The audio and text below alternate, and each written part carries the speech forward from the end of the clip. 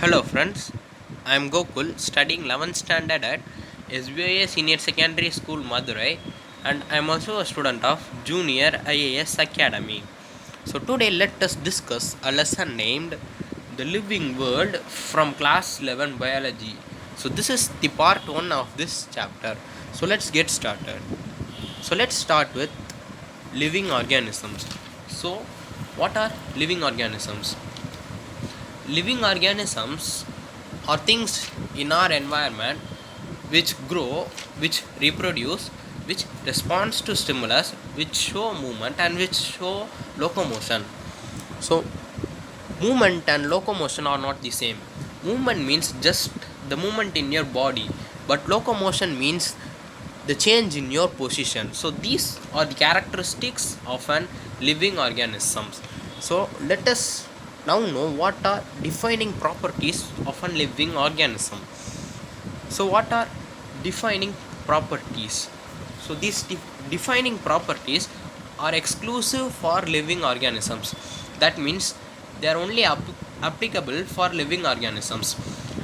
So these defining properties should not be applicable for non-living organisms, and these defining properties should be applicable for all living organisms.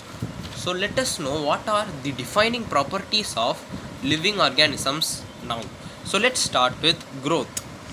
So what is growth? Growth means increase in size, increase in mass, and increase in number of cells of an organism. In a single-celled organism, growth refers to the increase in size of the cell. But in multicellular organisms, growth refers to the increase in mass and increase in number of cells. So growth is not an defining property. But why? We see mountains around us. If it snows around there, the mountain grows due to the snow.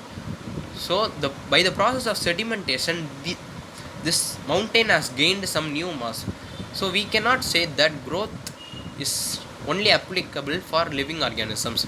The mountain too gained mass and height because of snow. So we are not saying that growth as an defining property. So let's now move to respond to stimulus. So what is respond to stimulus? Stimulus means awareness to the surroundings or our environment. So if we touch a hot pan, we immediately take our hands due to the heat. That is stimulus. So all living organisms react when they touch something or something else touched them. So we see rocks around us, but they do not react or do not show any movement unless we touch them or move them. So we can say that these living organisms are only capable of showing stimulus. Hence, responding to stimulus is an defining property of a living organism. So let us now move to the next property, that is reproduction. So what is reproduction? Reproduction is an ability of an organism to produce new young ones of the same kind. So we cannot say that reproduction is a defining property of a living organism. But why? Because we know that mule cannot reproduce. So what is a mule? Mule is an organism which is born between a donkey and a horse. So that is a mule.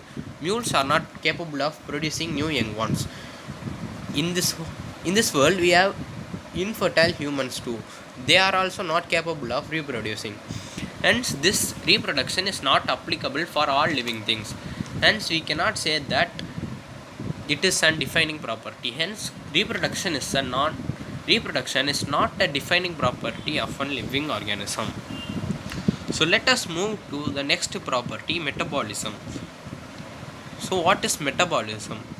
Metabolism means the reaction which takes inside our cell or body is known as metabolic activities. So these metabolic activities are chemical reactions which take inside which take place inside our body. So for example, we have digestion, respiration, photosynthesis, etc. So these reactions take takes place inside our body and they release some energy. So they are a defining property of a living organism. But why? You may ask me that even chemicals react when we add them, but chemicals react because of our activity there.